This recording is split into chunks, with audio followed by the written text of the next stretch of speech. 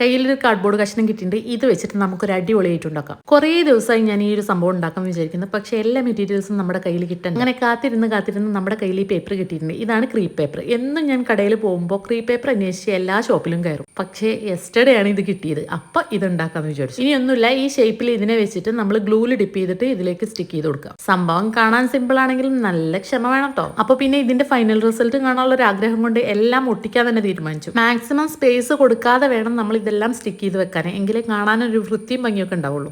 അങ്ങനെ പിന്നെ നമ്മുടെ നീണ്ട നേരത്തെ വെട്ടലിനും ഒട്ടിക്കലിനും ശേഷം നമ്മുടെ സംഭവം ഇവിടെ റെഡി ആയിട്ട്. പിന്നെ ഒരു കാര്യം പറയാനുള്ളത്, ഈ ഒരു ഐറ്റം ചെയ്യാൻ ഉദ്ദേശിക്കുന്നവരുണ്ടെങ്കിൽ കുറച്ചധികം ക്രീപ്പ് പേപ്പർ വാങ്ങിക്കോളൂ. കാരണം ഈ പേപ്പർ വെച്ച് ഇങ്ങനെ ഒട്ടിക്കുമ്പോൾ നമ്മൾ വിചാരിക്കും ഇത് തികയുമെന്ന്. അവസാന ഘട്ടത്തിൽ ഈ ഒരു സ്റ്റിക്കിൽ ചുറ്റാൻ എനിക്ക് കിട്ടിയില്ല. അപ്പൊ പിന്നെ ഒരു റിബൺ വെച്ച് ചുറ്റി അഡ്ജസ്റ്റ് ചെയ്യാണ് ചെയ്തത്. ഇനി നമ്മുടെ ഹാർട്ട് ഷേപ്പിനെ ഇതിലേക്ക് അങ്ങ് സ്റ്റിക്ക് ചെയ്ത് കൊടുക്കാം. അപ്പൊ ഈ ഒരു ഐറ്റം ഇഷ്ടമായവരൊക്കെ ഒന്ന് ചെയ്ത് നോക്കൂ. ചാനൽ ഇഷ്ടപ്പെട്ടാൽ സബ്സ്ക്രൈബ് ചെയ്യാൻ മറക്കണ്ട. കമന്റ്, ലൈക്ക്, ഷെയർ എല്ലാം ചെയ്തോളൂ. എന്തെങ്കിലും നിർദ്ദേശം ഉണ്ടെങ്കിൽ അതും കമന്റ് ചെയ്യുക.